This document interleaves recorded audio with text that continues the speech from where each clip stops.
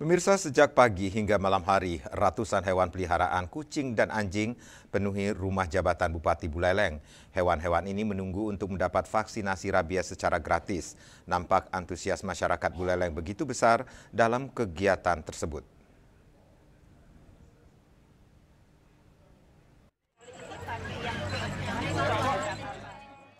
Untuk memperingati World Rabies Day serta sebagai upaya nyata pencegahan penyebaran penyakit rabies di Kabupaten Buleleng, masyarakat berbondong-bondong membawa hewan peliharaan kesayangannya.